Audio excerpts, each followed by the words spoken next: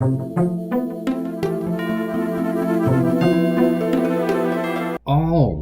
so obviously the trailer for Pokemon Scarlet and Violet finally came out. We've all been expecting it, the second trailer because, it's been so long. I think the first one came out back in February, like 27th or some shit. So yeah, and I'm obviously just here to, give more of my thoughts, talk about what I expect, stuff like that, So yeah, obviously just get straight into it. We obviously were introduced to the legendary Pokemon. So looking at the legendary Pokemon, I think it's pretty obvious that Riddler-Coup was correct. Well, was correct. Homeboy's always been correct. Like, it's been confirmed that he's right. So I actually believe that. So they have names. The one for Scarlet is called Koraidon, and one for Violet is called Miraidon. Koraidon basically means ancient or ancestral dragon, I think. And then Miraidon means future dragon. So obviously, since those are the two legendaries, obviously the third legendary might mean present dragon or just something with the present. Just stuff like that. But yeah, as I was saying, Riddler-Coup has pretty much been confirmed, so everything we can say, everything we see from him, he pretty much should be taking. Homeboy has proven himself correct time and time before, so this time he's probably still going to be correct, meaning that the typings for these dragons, since for some reason that they haven't been confirmed on the website, is Electric Dragon for Miraidon and Dragon Fighting for Koraidon. I actually personally believe that they purposely didn't show the typings, because with Riddler-Coup, since we know he is credible and he actually does have insight, I think that the gimmick has to do with 3 types. So I think, because just reading the thing for the legendary Pokemon, Koraidon and Miraidon, it says, Koraidon and Miraidon, oh my god, bro. Koraidon and Miraidon race the covers of Pokemon Scarlet and Pokemon Violet respectively. Koraidon is the legendary Pokemon you can meet in Pokemon Scarlet, and Miraidon is the legendary Pokemon you can meet in Pokemon Violet. These two Pokemon are said to have powers that far surpass those of other Pokemon, but details about Koraidon and Miraidon are still shrouded in mystery. I think that they're shrouded in mystery because Koraidon has to do with way back in the past, and Miraidon has to do way into the future, because, it's the entire theme for this entire thing. So, I actually think that somehow they're gonna have 3 types, because I think that's the gimmick, because Riddler-Coup, one of the first riddles he gave was like a symbol with 3 lines stacked on top of each other horizontally. So it could do with that, and they didn't show the typing, and a lot of people have been speculating that has been a typing. So it could do with that. I personally agree, because I don't understand why they just wouldn't show the typing yet. But actually, never mind. Thinking about it, they didn't do the same for Pokemon Sword and Shield. They didn't show Zacian or Zamazenta's typing. So you never know. But I don't know. I personally think that it could be the 3 typing, because the reason I read the paragraph is because it says these 2 Pokemon are said to have powers that far surpass those of other Pokemon. I think it's the fact that they have 3 typings, and it could add maybe new typing, maybe like light type, because ultraviolet, infrared, stuff like that, the lights. Also, just something cool. Roy G. Biv, like Roy for red and V for fucking violet. If you look at it like a timeline, the red is like at the beginning, like, towards the past, and then the violet is towards the future. So, meaning the one in the middle is gonna be like what? Roy G. Biv, like a blue fucking, I don't know, whatever the fuck's in the middle of the Roy G. Biv shit for the fucking color, of the waves and stuff like that, But yeah, I don't know, I just think that's interesting for the legendaries. Also, actually, I'm not even done with the legendaries, but yeah, personally, I really like the designs. I personally like Koraidon more, making me want to pick Scarlet. Obviously, there's still version exclusives, and if there's one that I pretty much like a lot more, then yeah. I really like. People are saying that they're like over-designed, but honestly, I prefer that over them being under-designed and just being a little basic. I prefer like the legendaries being out there, like they're over-designed because, the legendaries are the Pokemon on the box art. They stand out, you want them to stand out. They're like they're legendaries, you know? They're like, they have to stand out.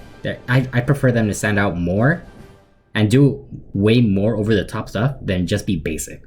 Because I could respect the design.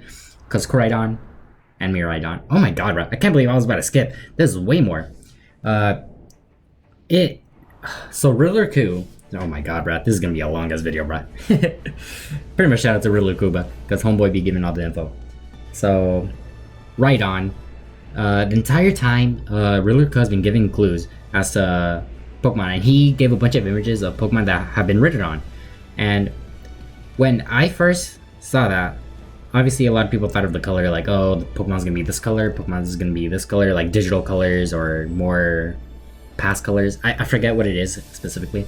But yeah, people actually think, because they're written there, that these Pokemon are gonna have to be rideable. And I can actually see that. Because I thought, like, you know, that they're ride Pokemon, like you ride on them, it had to do with their names, like Rhydon, like Koraidon, Miraidon, like Rhydon. But looking at them, Koraidon specifically, looks like he has a tire for his chest. Obviously, it's based on, like, the lizards with the puff of their chest be intimidating. But, yeah, and then his hair for Koraidon, where, like, it's like the motorcycle. I think they're gonna turn into motorcycles. Like, Miraidon might turn into, like, a hoverboard or something, and then like Koraidon turns into the fucking motorcycles with the big ass handlebars and shit. Stuff like that. But yeah, I could see them having another form where they like turn into motorcycles or just vehicles in general. I'm not sure how I feel. I feel like they'd have to... Oh, what if they turn steel? What if they turn steel? What if that's their third typing? Like they can add a third typing and it'd be like a steelworker ability, but it's not actually like an ability, if that makes sense. It'd be like fucking oh my god, what's the name of the legendary from the Crown Tundra? Oh my god, the one with Spectrier? Oh my god, I forgot. But yeah, that motherfucker, you know how he has two abilities? He has like Unnerve and then something else. I feel like it might be something like that. But yeah, I'm pretty sure that's all. Well, actually, oh my god, bro, I can't believe I'm so all over the place. Sorry, as you can tell, I have no script. I always do these off the top of my head, but yeah, I really like the design for Koraidon because it looks like past. It looks, oh no, bro, that's all. And then Miraidon, I just like Koraidon more. It's not like I don't like it. I just like Koraidon more, if that makes sense. Oh no. I just really like it. Obviously, they're the same Pokemon, once again, as Riddler tweeted, that the legendaries are different but the same. Because they're the same Pokemon, but they're from different times. Like Koraidon, like something happened to him in the present, then they like fix him up in the future, you know, something like that. I don't know. And just to talk about this, I feel I can easily see the evil teams being something like, oh, we gotta protect the past, we gotta take care more of the traditions and take care of them, so we're gonna bring back Koraidon because fuck Miraidon because you changed them up and then they do some time travel stuff.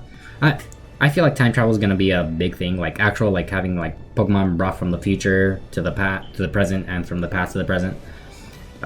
Just because we're somehow gonna get the Hisuian Pokemon into here, so I feel like bringing Pokemon from the past to here is gonna be really cool. Or it makes logical sense. Besides that, it's gonna be like a nature preserve. Like, oh my god, we only have the only Hisuian Zora in existence, so you can have it. You know, stuff like that.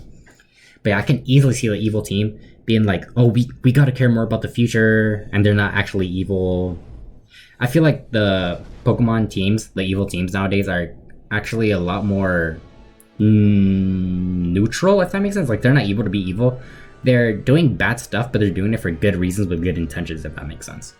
So, like, they're like, oh, we gotta care more about the future because something bad's gonna happen. We need to care more about the future of the planet or something. And then, you know, technology is the way to go to help us. And then people are like, no, we gotta stick with traditions and, you know, we gotta bring back the motherfuckers from the past because with enhancing to the future, we're getting rid of a certain species. I can honestly really see that. And honestly, that could be really interesting. It could be another black and white thing where like moral dilemmas are brought into, like philosophies, like are Pokemon your friends or are they just used for battles? I don't know. That could be really cool. But yeah, moving on, we were also introduced to more Pokemon. For example, one of them being Pawmi, the Pikachu of Gen 9. Alright, so category, it's the mouse Pokemon. Type, it's electric. Height, it's 1 foot. and it weighs 5.5 pounds. Ability, static, and natural cure. So, Pawmi is one of the Pokemon used by Nemona, your friend, aka your rival, who I'll talk about more later on. Honestly, this is gonna be a pretty long video. Yeah, so. Alright, so basically, Pawmi, I'm gonna be honest, I haven't read the description or the websites. I've seen what it says, but I personally haven't read it, so I haven't analyzed it yet.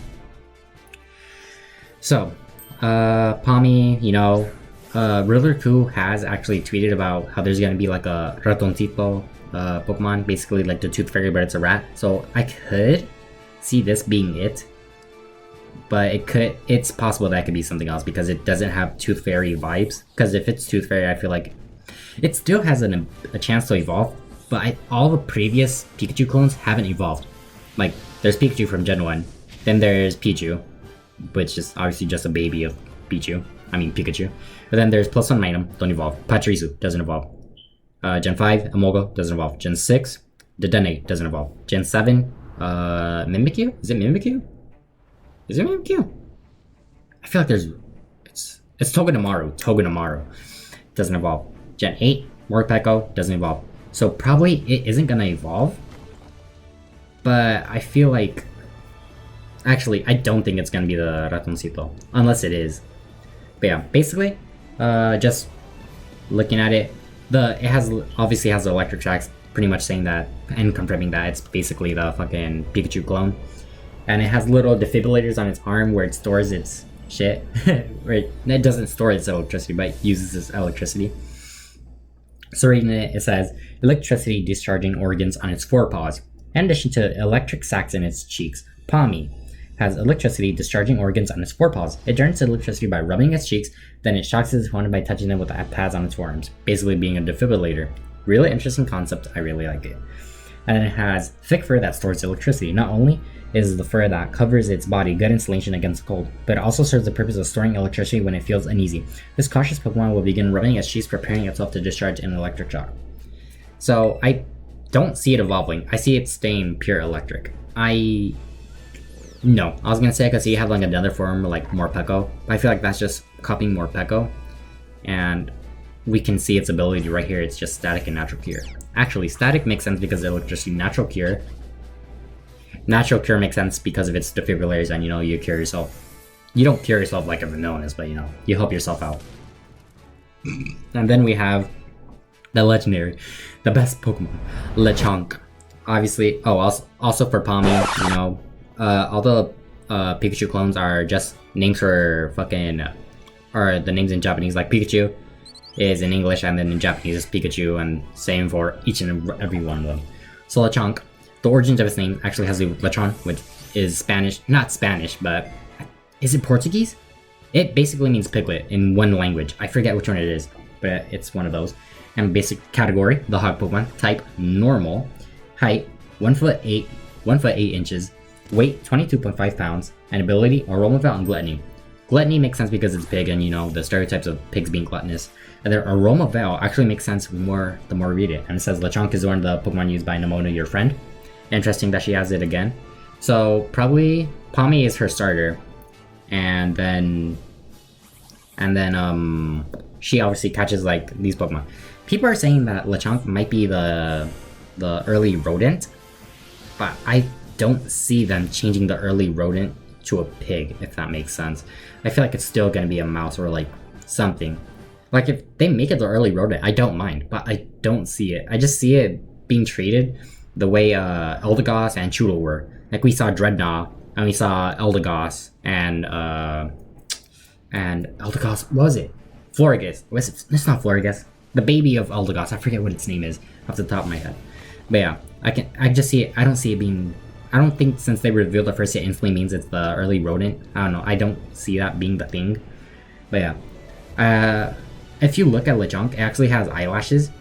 I feel like that has to do more with like something later on. Like when it evolves, it's gonna have like longer eyelashes, become maybe more feminine. But obviously, if I read more, I'm gonna disagree with that. And it says,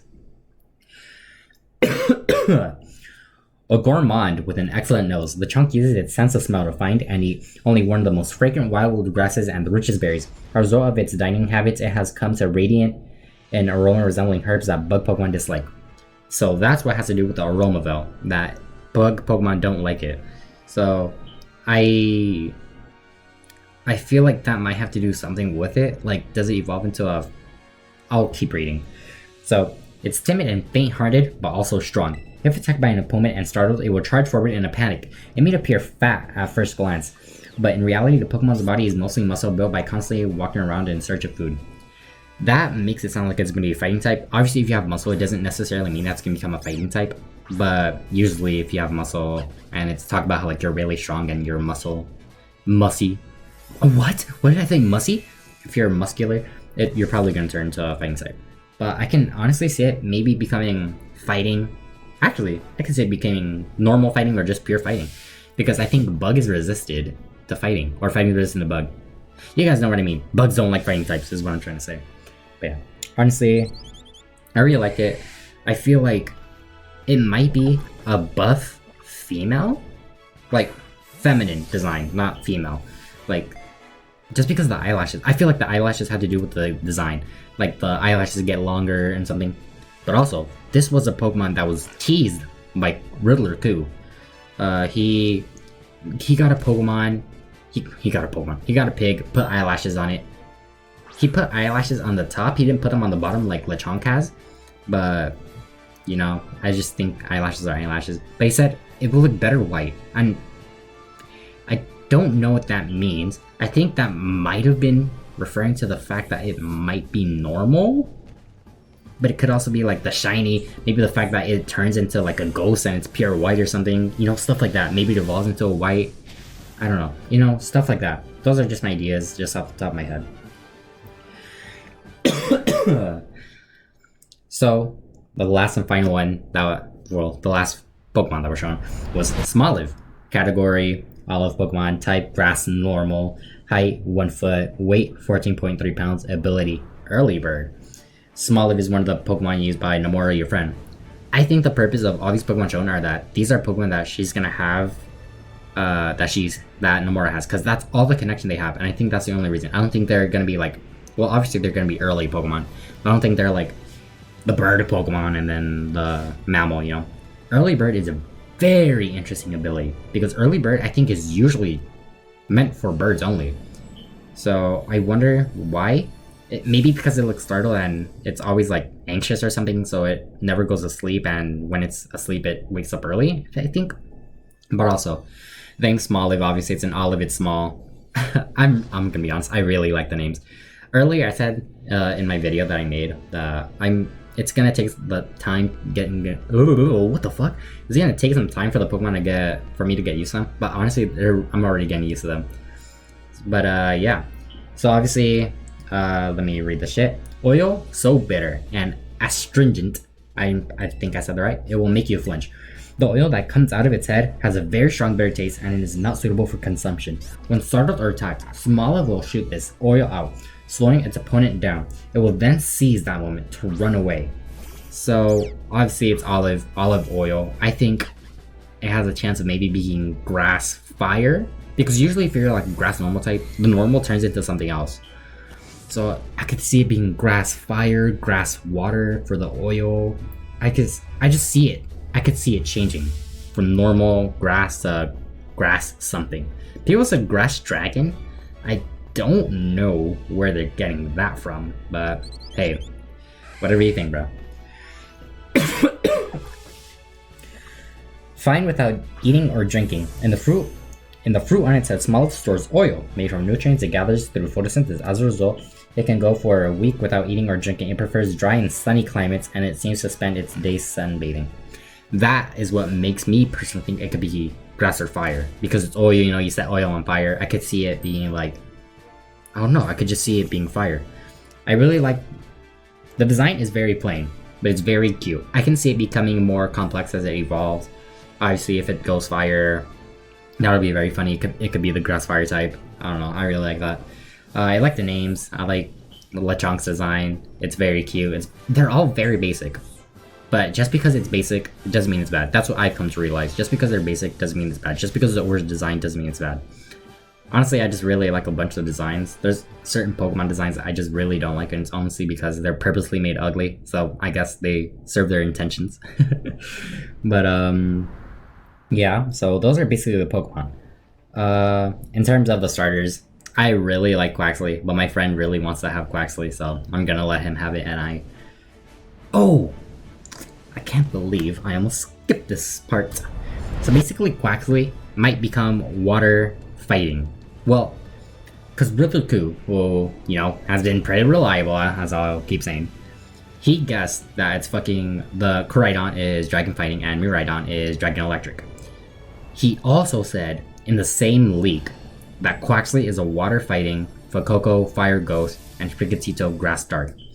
If that is the case, it could be very good, you know, because very good. It could be very good because we know what the timings are, so it can, you know, be good. I don't know how to say it. It's just that we might know the typing, and that's really interesting. But yeah, so we actually, if we look at the Pokemon for the starters, we do get to see more about them. So like, a glossy gel protects its body. This is for Quaxly. Obviously, I quote Quaxly first because I like Quaxly. A glossy gel protects its body. Its body is always glossy because the gel secreted by its feathers repels water and grime. The coif on its head is slicked back using a rich moist cream, and it becomes unkempt and dry. And this is like, you know, off the saying like, water off the duck's back. You know, like water just goes off the duck's back like it's nothing.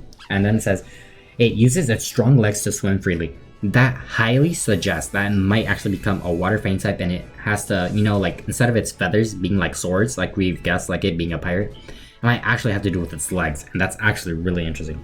And it says, it has strong legs and it is able to swim without difficulty, even in places with strong currents. In battle, it kicked its opponent swiftly and repeatedly. So I could see this being a water fighting, which is interesting. Obviously, it looks good. Oh, I want you, Quaxly. But yeah, and Fuecoco, I'll just read. But yeah, Fuecoco, it says, scales that absorb heat. External heat is absorbed by the square scales on Fuecoco's stomach and back, then converted into fire energy. These scales are always warm, and at times they can also grow very hot. Overflowing fire energy. Flickering atop Fuecoco's head is fire energy that is leaking out from inside the Pokemon's body. When Fuecoco gets excited, its head is fast from flames. Obviously, it's just more lore concerning Fuecoco, but obviously has nothing to do with like a possible second type. So, this is for Sprigatito. A kneading move that releases a sweet aroma. When Sprigatito kneads and rubs with its forepaws, a sweet aroma is released that can memorize those around it. This aroma has therapeutic qualities and make opponents lose their will to battle. Fur with a similar composition to plants. The composition of its fluffy fur is similar to other plants, and it creates energy by absorbing sunlight. It adds moisture to its fur by grooming itself, which aids its ability to photosynthesize. It doesn't necessarily... It's the same as Fuecoco, where it just gives more lore about it. But that, to me, makes it sound like it makes it more cutesy. I don't see it being dark, and the dark type's considered like the evil type. I just really don't see that I just don't really see that being the case of it being grass dark. I could see it being a lot more grass fairy. But obviously, we haven't seen the evolutions. It could be like it starts off cutesy, then it goes a little edgy, then it becomes just straight evil like a punk, you know, stuff like that. So, moving on. So that was concerning all the Pokemon. Obviously, there's like more Pokemon designs that have been guessed at. Like in the trailer, there's a kid who has a Tauros that has a possibility of being a regional Tauros, but obviously we'll get to that later. So, now moving on to the characters that have been introduced. We actually, for the first time ever, have two different professors. We have one for Scarlet and then one for Violet. The female one, Professor Sada for Scarlet, and then for Violet we have Professor Turo for Violet, who's more about the future. Sorry I blanked out there, but yeah. Obviously, if you don't know Spanish, Sada is like pasada, you know, like past, and then Turo, futuro, future. So yeah, those are the names. The first time that a professor actually isn't being named after a plant. It could be named after a plant, but obviously the main inspiration has to do with you know, past and future, because that seems to be the main gimmick for this entire thing. And obviously looking at designs for the characters, it seems more like for Professor Sada, she seems to be more prehistoric and more ancestral, primordial, I guess is the term. And then for Turo, you know, he has more futuristic, slick back, you know, smooth designs, if that makes sense. And it says here, for the first time in the series, one of the 2 different princesses will appear in your game depending on the version you choose to play. And obviously, I'll re-explain once for what. And then, each is carrying out research into certain lore passed down in the region.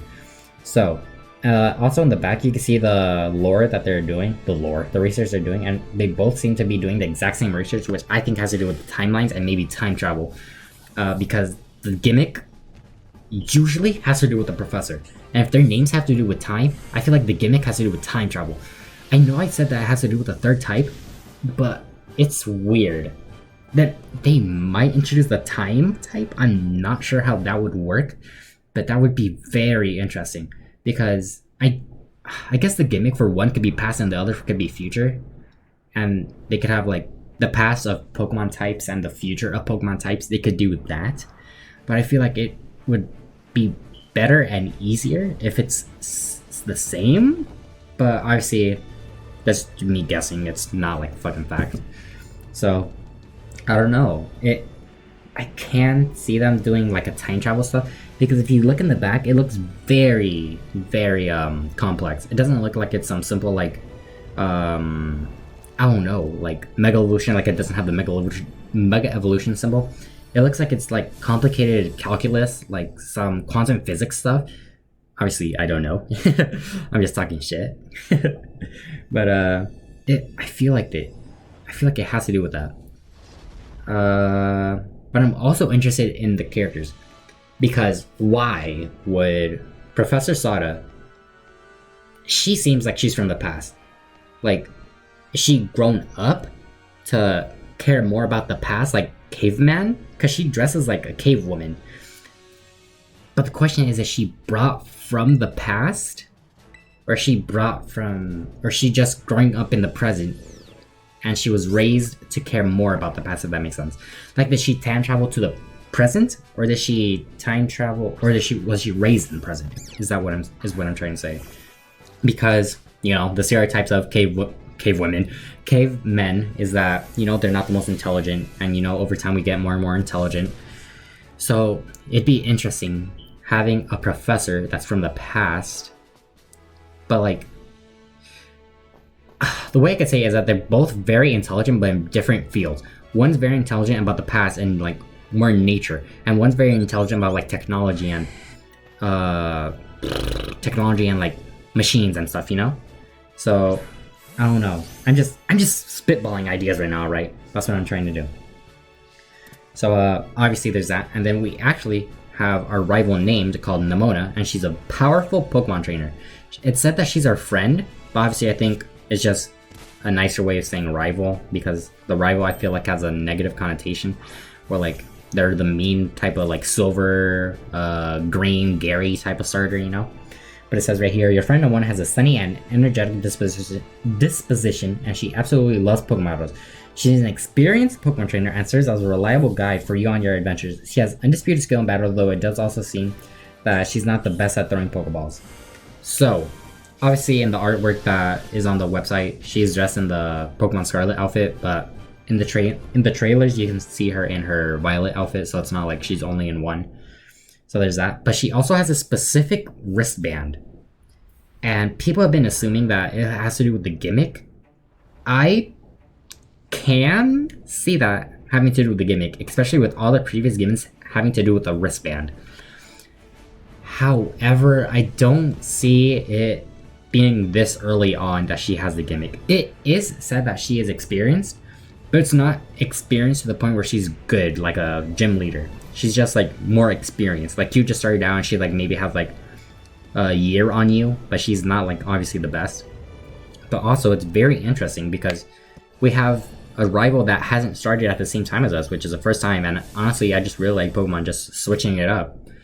And yeah, I mean, could her wristband do with the gimmick, yeah. But honestly, I just think it has to do more with the fact that they point out that she's not the best at throwing Pokeballs, and it could help her throw Pokeballs more. But yeah, those are the trainers. And going back, just to talk more about the trailer in general, we see throughout the entire place, in the beginning specifically, we see the orange, a podium with an orange, colored orange fruit. Bro, what I'm trying to say is that's a fucking, like, crest with a fucking orange that's colored orange. And then there's one with a grape that's fucking purple, basically. And it seems to be like it's rival schools. It seems like that's pretty much the case. And maybe the professor, I don't know if it's stated whether each professor is in each of their timeline. Like, only in Pokemon Violet is only Professor Toro, or is Professor Sada also there, but she's a minor character, you know? Like, she's not your professor, is what I'm trying to say. So I feel like the aspect of the rival shit could have to do with, like, if you're in Scarlet, then Navona has to do with Violet, and then it's like the rivalry there. But it also says friends, so it could be from the same, and then it could be battling. I don't know. It could honestly be anything. But obviously we just get more of a lookout with the fucking orange crest and the purple crest. The grape crest. But yeah, those are that. And then we actually see that it's pretty much confirmed that the fucking trailer has to do with schools, because the character, I don't know if we've seen it before, but she puts on her backpack and we actually see that it has the crest of the orange.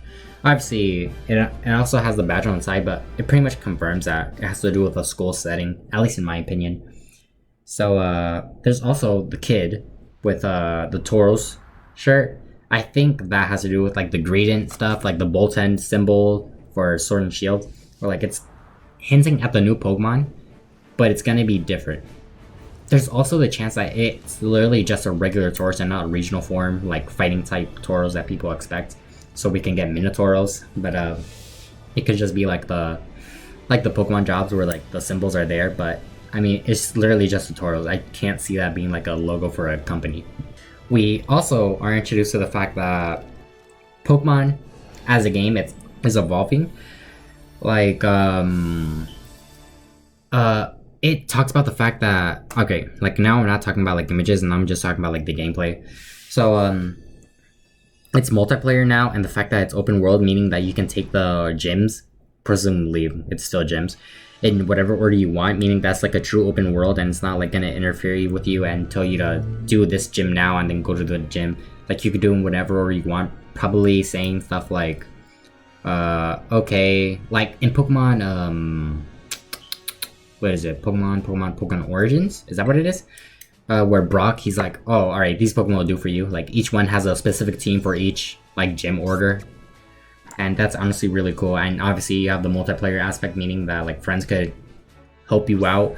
It might be like Pokemon Let's Go, which might make it easier, which personally I would dislike. But hey, that's that.